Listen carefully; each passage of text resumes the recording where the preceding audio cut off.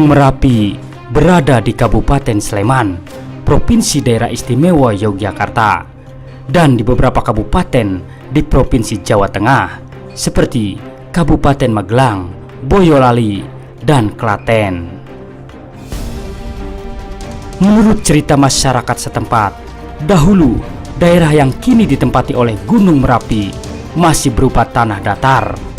Oleh karena suatu keadaan yang sangat mendesak, para dewa di kahyangan bersepakat untuk memindahkan Gunung Jamudirpa yang ada di Laut Selatan ke daerah tersebut. Namun, setelah dipindahkan, Gunung Jamudirpa yang semula hanya berupa gunung biasa atau gunung tidak aktif berubah menjadi gunung berapi. Apa yang menyebabkan Gunung Jamudirpa berubah menjadi gunung berapi setelah dipindahkan ke daerah tersebut? Alkisah, Pulau Jawa adalah salah satu dari 5 pulau terbesar di Indonesia. Konon, pulau ini pada masa lampau letaknya tidak rata atau miring. Oleh karena itu, para dewa di kahyangan bermaksud untuk membuat pulau tersebut agar tidak miring. Dalam sebuah pertemuan, mereka kemudian memutuskan untuk mendirikan sebuah gunung yang besar dan tinggi di tengah-tengah Pulau Jawa sebagai penyeimbang. Maka disepakatilah untuk memindahkan Gunung Jamudirpa yang berada di Laut Selatan ke sebuah daerah tanah datar yang terletak di perbatasan Kabupaten Sleman, Provinsi Daerah Istimewa Yogyakarta, dan Kabupaten Magelang, Boyolali, serta Klaten, Provinsi Jawa Tengah. Sementara itu, di daerah di mana Gunung Jamudirpa akan ditempatkan, terdapat 2 orang empu yang sedang membuat keris sakti. Mereka adalah Empu Rama dan Empu Pamadi yang memiliki kesaktian yang sangat tinggi. Oleh karena itu, para dewa terlebih dahulu akan menasehati kedua empu tersebut agar segera pindah ke tempat lain, sehingga tidak tertindih oleh gunung yang akan ditempatkan di daerah itu.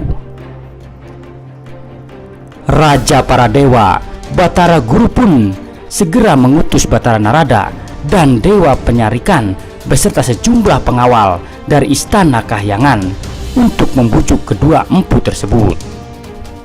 Setiba di tempat itu, utusan para dewa langsung menghampiri kedua empu tersebut yang sedang sibuk menempa sebatang besi yang dicampur dengan bermacam-macam logam.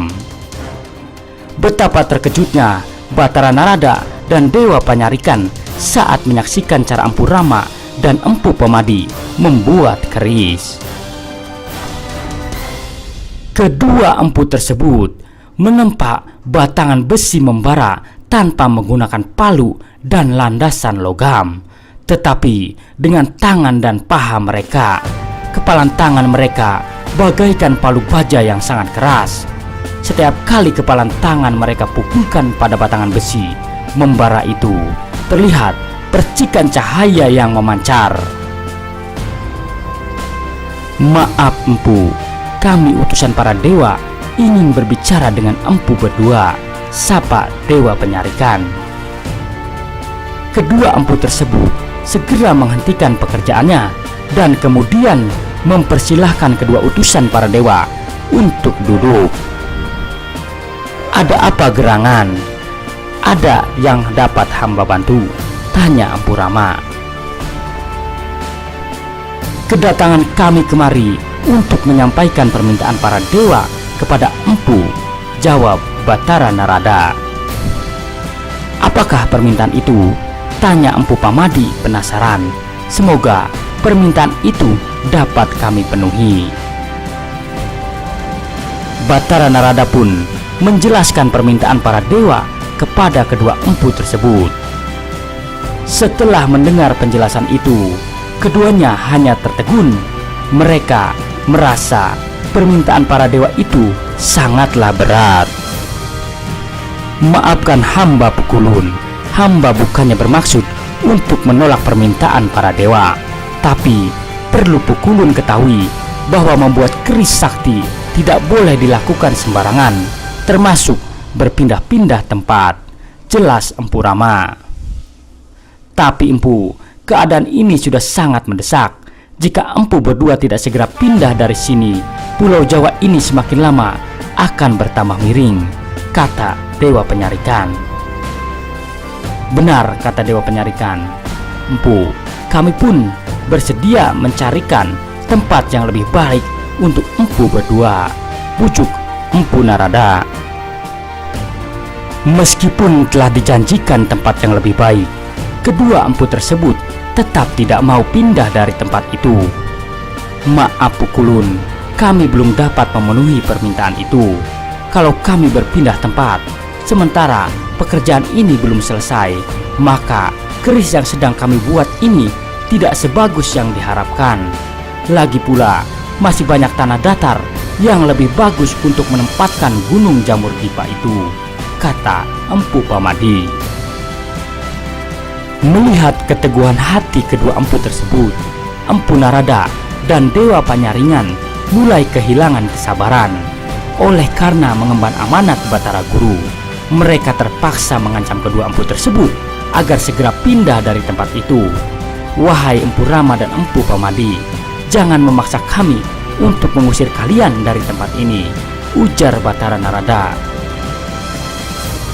Kedua empu tersebut tidak takut dengan ancaman itu karena mereka merasa juga sedang mengemban tugas yang harus diselesaikan. Oleh karena kedua belah pihak tetap teguh pada pendirian masing-masing, akhirnya terjadilah perselisihan di antara mereka. Kedua empu tersebut tetap tidak gentar meskipun yang mereka hadapi adalah utusan para dewa. Dengan kesaktian yang dimiliki, mereka siap bertarung demi mempertahankan tempat itu. Tak hayal, pertarungan sengit pun tak terhindarkan. Meskipun dikeroyok oleh dua dewa beserta bala tentaranya, kedua empu tersebut berhasil memenangkan pertarungan itu. Batara Narada dan Dewa Penyarikan yang kalah dalam pertarungan itu segera terbang ke Kahyangan untuk melapor kepada Batara Guru.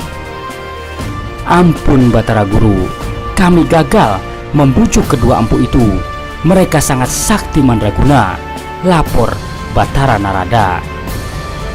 Mendengar laporan itu, Batara Guru menjadi murka. Dasar memang keras kepala kedua empu itu. Mereka harus diberi pelajaran, ujar Batara Guru.